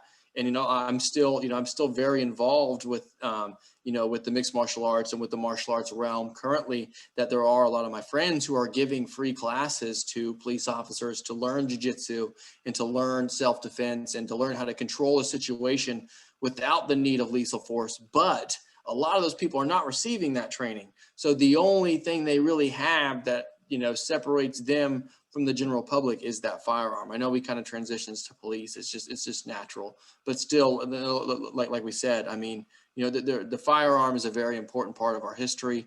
It's a very important part of, of world history, just in general. And we need to make sure that right is always maintained. And most people breaking the law with firearms didn't care about the law to begin with. So yeah, completely agree, Chad. There's one more thing that I want to mention on that too. Another one, again, this was the UK. There was a police officer in the UK that was trying to settle a peace issue. There was a disturbance, and the gentleman tried to get involved with it. This person was attacking another person. The officer tried to get involved. Now, again, this is because of my technical abilities. I'm not pulling the video up, but in time, the videos will be, this will be part of our program as well, our channel. This officer went over to stop this attack. The officer got attacked. The officer, there were people with cell phone video recording this officer bleeding out in the street. And you could see him trying to walk away, and he was calling in for help. And as he's walking away, he had so many knife wounds. He fell in the street as he was bleeding out. I don't believe that officer lived. So as far as it goes, it's not so much about focusing on the officer. The reason why the officer is valuable in this is because the officer has a position of authority and a degree of respect in society, that their job is to keep the peace. Although there's still some upsets and all the rest of that about all cops are crooked, all the rest of this nonsense. Now, some are, but the majority are not. So get over yourself with Sean King nonsense bullshit, fucking race bait, and Al Sharpton, Spike Lee, son of a bitch. Anyway, all right. I had my little fit, and I don't know if that's a Tourette's thing, maybe. Anyway, so if somebody wants to commit a crime, somebody commits a crime. If a woman is, let's say we take an example, 120-pound woman is walking to her vehicle. Now she has, let's say, a snub note 38 special, right, in her purse. Somebody's following behind her. 200-pound, 250-pound guy, whatever, larger gentleman. It doesn't have to be a guy, but predominantly the statistics show that this is more likely to be committed by men. Follows her to her car. She's afraid. She's trying to get to her vehicle. Let's say she pulls out a knife to defend herself. The average criminal in that scenario, again, this is just playing off of just the viewpoints that we have at the moment. They're going to look at that as, I could probably get that knife away from her. But if she pulls out a 38 and she says, you need to back off or I'm going to shoot you, he needs to make a decision. Is she serious or not? But the likelihood of him thinking I'll get the gun away from her will come after that thought, not that is she serious or not. Because if she pulls the trigger and hits the right place, that man is not going to pose another threat to her or another person ever. But if she's holding a knife saying, I'll cut you, what's the likelihood he's going to charge her? You have more of a likelihood he's going to charge her for the knife than the gun. Does it mean it's not going to happen with a gun? No, but they do call the gun the great equalizer. Doesn't matter what size you are, equalizes the situation. So with that, consider this before these lunatics start passing these gun bills. It is not legal gun-holding citizens committing these crimes. The people that are predominantly going to be committing these crimes are going to be people that buy these guns because they don't think they're going to be traced. They don't think they're going to get caught. They don't want something that's going to connect them back to them. Now, those are the people that are more likely to be repeat offenders, not the people that do it one time. All right, with that, Joshua, what's our next one, brother? I've got soapbox after soapbox over here. Yeah, I mean, actually, we kind of hit them all, So I Did mean, we hit them all. So I mean, so let's talk about. This is something that I saw that Chad and I have talked about off air, personally, and I think it's an issue. And it's okay. So there was a video not too long ago. I want to say it was maybe a month ago of Joe Biden giving a press conference, a White House press conference at that, right? One of the highest broadcastings in our country. That's shown more almost than any event. Addressing a nation or just any kind of presidential. Presidential presentation, so to speak. And at the end of it, Joe Biden said, I'm more than happy to take questions if that's he said, and people don't get this. He said, I am more than willing to take questions if that's okay, Nance. Yep. Nancy. Seriously, that's like the CEO, that's like Elon Musk asking his Tesla repair guy if it's okay they release this new roadster next year. Like you're not the Speaker of the House and the President of the United States are not on the same level, right? This is probably the highest position of power in the world is being the United States president. And here we have ours asking the Speaker of the House if it's okay that he takes questions. Yeah. That to me was just, it really goes to show, like, there's so many of us are saying who's running the show. And then we have somebody like that admitting that they're not running the show. If it's okay, I could take questions, or I can take questions now if it's okay, Nance. And then we also get, within the same week, we get Nancy Pelosi saying, we can get all this stuff done. It's almost like all we have to say is open Biden. And by the way, they cut that feed, by the way. As soon as he said, if that's okay, Nance, they ended the live feed. The White House shut it down. Yep. You know what they actually cut off at the end was this. Gotcha, bitch. Seriously, how crazy is that, guys? I mean, they literally said, okay, cut the broadcast. What? Yeah. This is the president. Like, he shouldn't have to ask anybody if it's okay to take questions or not. There shouldn't be anyone else making decisions besides your administration, besides you yourself. and besides people that you decided to surround you, not the Speaker of the House. You don't need to talk to the Senate unless it's involving a treaty, unless it's involving a declaration of war. You don't need the approval of a House member to answer questions as the President of the United States. They're actually fucking supposed to be two different sections of government. That's the whole point of it. We don't need collaboration between the three. We need checks and balances. So people, welcome. How are you? This is 2021. This is, hopefully we make it to 2024. Hopefully the civilization continues within the next 10 years, because it's not looking good, boys and girls. It's looking like, I don't know. It's just not looking good. It's horrible. You know what I hear people saying is like, it's one term. California shifted and started the one-term concept. It was just one term. And before you know it, California is a bankrupt state. New York is a bankrupt state. Why? Because they consistently elect people that have a bankrupt mentality. So this is what I heard as soon as, so Biden was doing all of that shit. And they're like, okay, well, it's all over. You know what? We've gotten so far down the line. This is the feed that they were actually going to give us right at the very end. That's supposed to keep us all satisfied. Which, by the way, his address of the nation, the first one since we've been ridiculing him, the last time that we've actually had a president not address the nation after being elected was back in the 70s.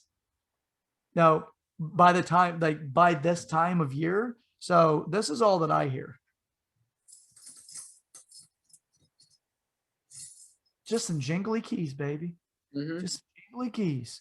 And then this is that. What comes after the jingly keys?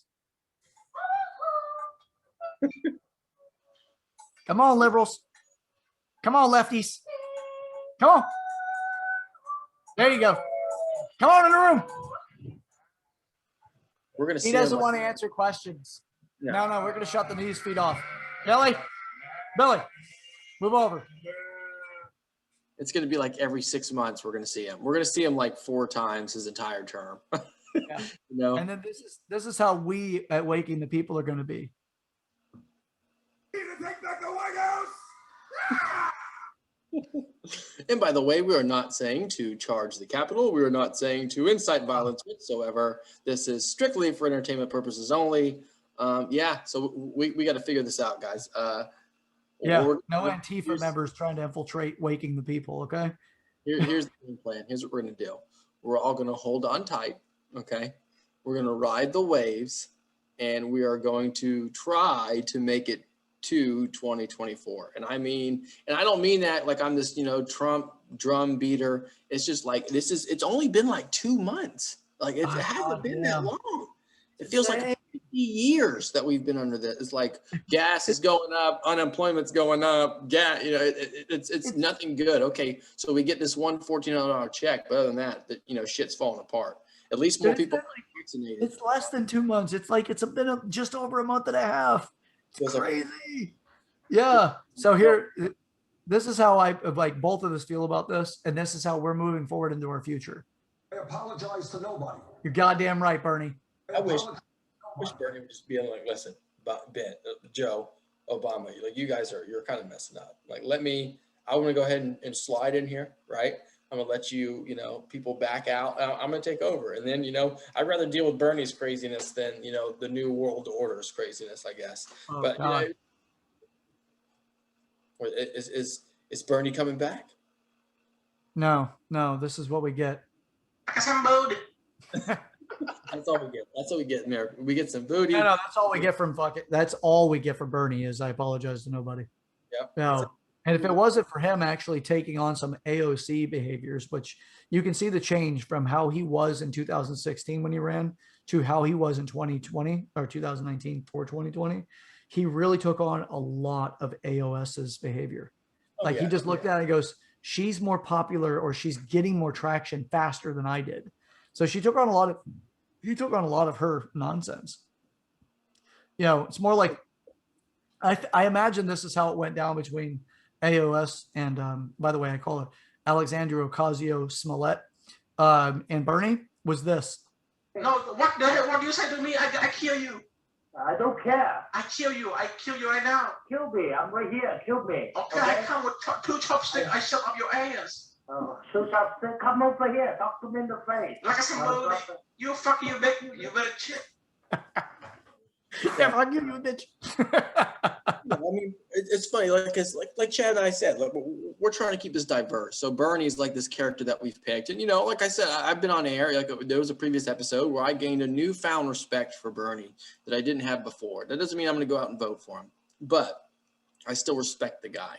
And it's funny that we can actually talk about someone who doesn't really align with what we think, but we can still have fun with it, and we can still like certain things about it and dislike certain things about it. And it's something that we really need, because eventually everyone is going to be under such a fine tooth comb, so to speak, that even if we have a good person, AKA, our previous president, that they're going to be, scrutinized and criticized to the point where their legitimacy is completely gone, and everything that they have done that was really good is going to be forgotten. And then later on, we're going to play the oh shucks game. We didn't know what we had when we had it. And I think that's coming. I think by the end of this year, by the beginning of 2022, a lot of people who were on the, well, at least it's not Trump train, because a lot of people don't like Biden. They just didn't like Trump.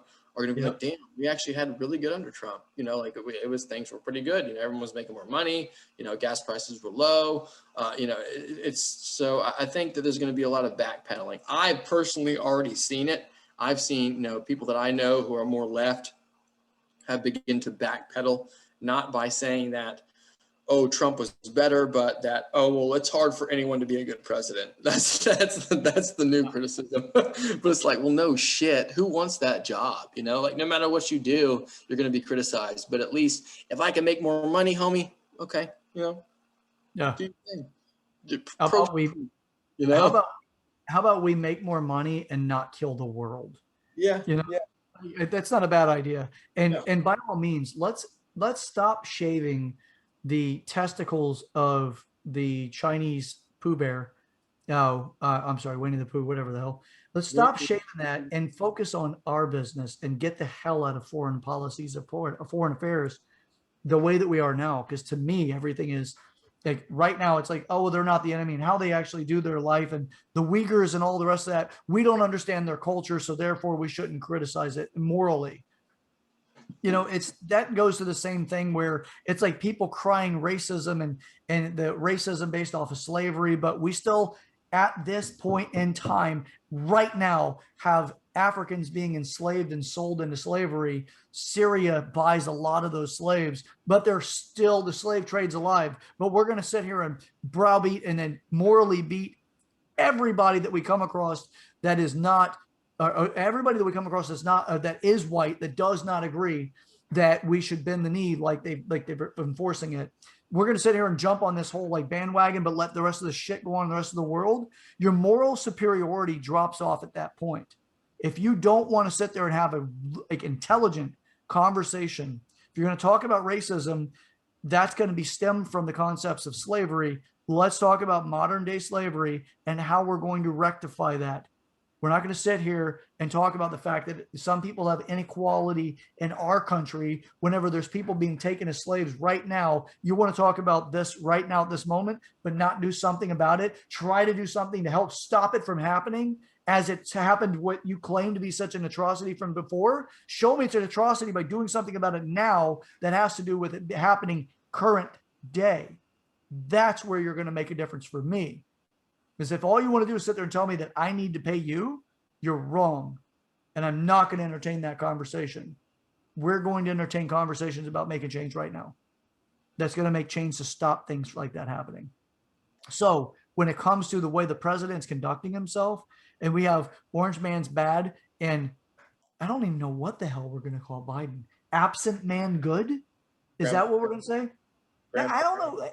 You know what? They're both very similar in age. I think absent man good is pretty good. Absent man good. It's just like he's just like sign. Autonomous vehicle. It's this Nance back there with the damn strings. He's just like, okay, I'm gonna. Yeah, that's what we're gonna have pretty much. There was a chess player back in like the 1800s, I believe. They called him the Turk. And he was a robot thing. It was this autonomous thing that was playing chess. Now, over time, what this thing did is they used this thing to say that the Turk will beat anybody at chess.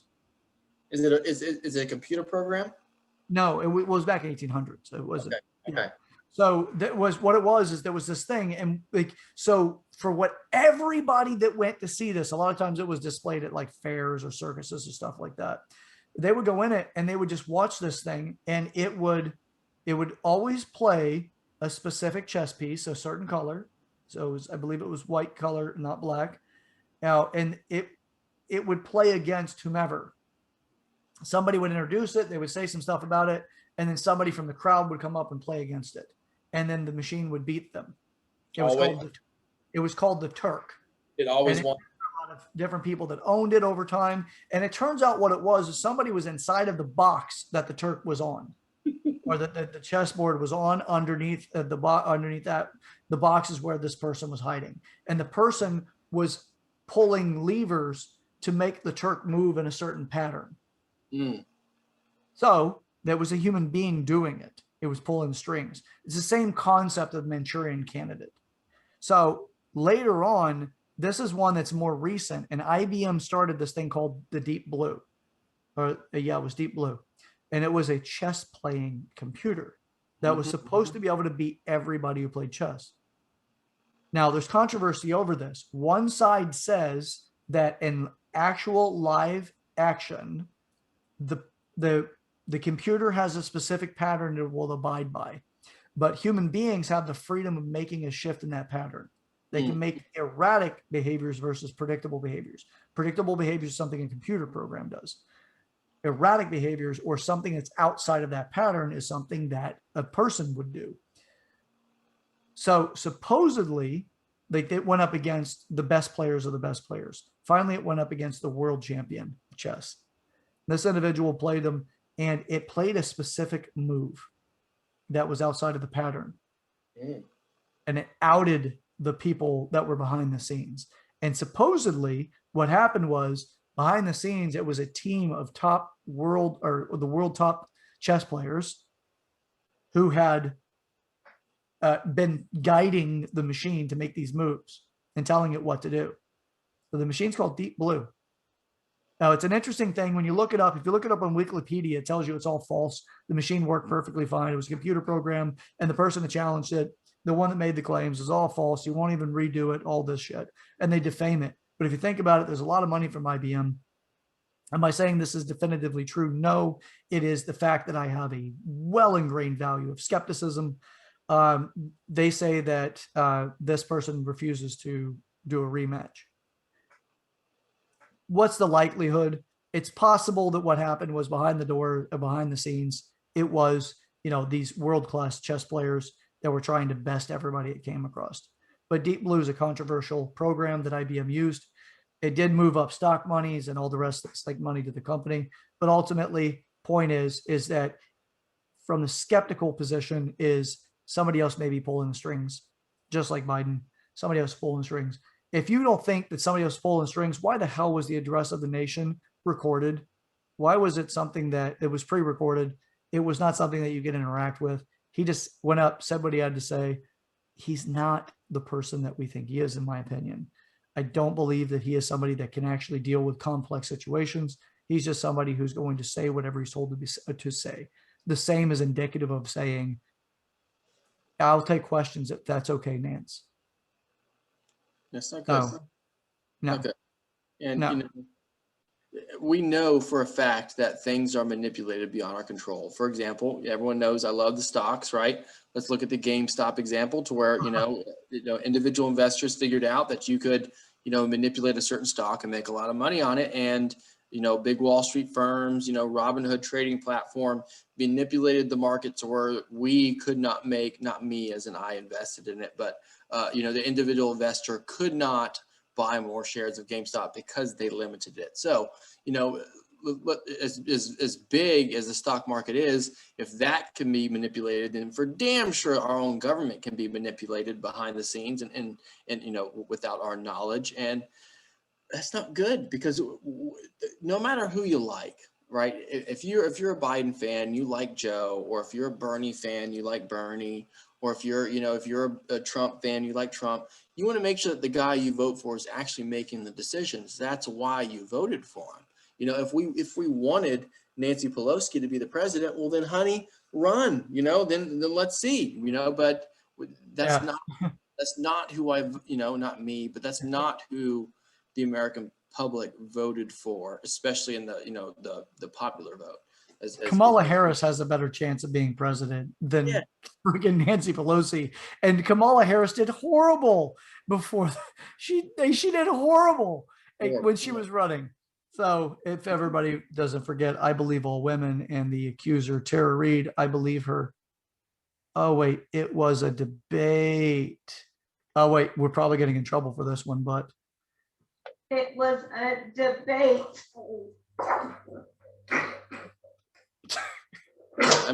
Nothing against shut up. Yeah, I mean, honestly, I think women might do pretty good at presidency, but not Kamala. Like Kamala's just, she's all over the place. Yeah. And it has nothing to do with the gender. It has to do with the character. And this is the thing that we're being divided by. The identity politics, what I've been introduced to recently, and I've known it. I just have not had it cognified the way that it is now, which is, so we have political warfare that's taking place. But what that is it is inside of psychology. So what we have going on is we've been focusing on actual hot warfare. We have some of the most advanced technologies in the world. Russia joked and said that the long-range weapons that we have is a joke because they have their satellites with tungsten rods attached to the satellites. Then all the satellite has to do is let go of the tungsten rod, and as it falls to Earth, it is worse than a nuclear explosion. Well, we have those too. So it's kind of like it's still a nuclear standoff, which is we have the button, you have the button. We're not going to blow each other up because annihilation follows that without a doubt. So it's kind of like everybody kind of holds off. But what they're using, in my opinion, is more of a political assassination, which is changing the psychology of the individuals that are involved inside of that political system to start looking at reasons why we should be divided. And then over time, a particular group grows to the point that in a democracy, because that's the fault of a democracy, the majority rules. Yeah. So with that, we have a lot of this stuff that's going back and forth. In my opinion, we're in a political warfare. We're in a political war. We have individuals that are going back and forth attacking each other. We're trying to figure out who is the best and who is the best ideas. I'm a constitutionalist. That's why it's offensive to me by what we've been seeing. I would rather follow the Constitution because that's what America is founded by. It's the fabric that holds us together, is the declaration of who we are, and that's the Constitution. And then the Declaration of Independence was you don't tread on me. We will stand up for ourselves. So with that, that's where I stand with it. I know that we're running a little bit long for today's episode. We're going to go ahead and close up here, but that's how I view it. I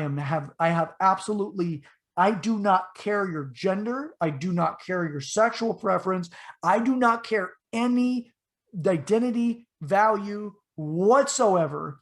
What I care about is your character. You can lie to me in any one of those areas, and I'm going to look at you as a liar. You can tell me the truth and back me in any one of those areas, and I'm going to look at you as an ally. That's it. We're divided by one of the most minuscule, non-important elements that we've ever had in this country.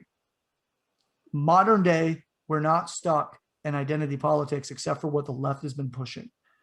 The whole was we were all forgetting about the divisive values of identity, and we were getting further and further away from it. But that's been a control mechanism to get more votes on the blue side, the left side. They've used that for years, for decades, for centuries. They've used it again, but this time they've excited it so much that now we want to kill each other. I don't care about anything about your identity. I only give a shit about your character. So with that being said, I'm going to give Joshua the final word, and then we're going to get baby Yeet Yeet to get us out of here. So Maybe, yeah. I mean, like we said, guys, think what you think, but know why you think what you think. Race and gender and all that stuff. If you're a coherent, a non-ignorant person, if you're a genuine person, if you're a caring person, that really shouldn't come into consideration whatsoever. I feel like the percentage of people who actually think these things, that the media is actually trying to lead you to the conclusion that there are actually more of those people than there actually are, if that makes sense. I think that most people out there actually, they're out to help one another, that they don't care about race, they don't care about gender, they don't care about any of that stuff, but we do care about how you implicate some of those ideas. So, excuse me. With that being said, beautiful day in Tampa Bay, baby. Thank you guys for listening. Again, don't forget to hit that subscribe button. Don't forget to punch that bell to get Chad and I's notifications. Look forward to more episodes coming forward. We're going to have more content. We're going to have more special guests. We got a couple people lined up coming on pretty soon. So hope you enjoyed it. Have a great night, and I will see you soon. I promise. We're going to get through this, okay? Yeah. So again, I am Sir Chad Everbro Shears. I'm one of the hosts for Waking the People, and I am with my co-host, Joshua, the Kraken McClendon Patriot. We're going to keep trying this stuff out until we finally get it. I like it. Yeah. I'll release my Kraken. All right. With that, you guys, gals, you know what? We're all in this together. Let's do it together. Let's bring it in so that we can at least talk about this stuff. Drop the nonsense identity politics. Let's get back to talking about character values and how we work together. So with that, enjoy. Until next time, let's keep it up. Waking the people. See ya.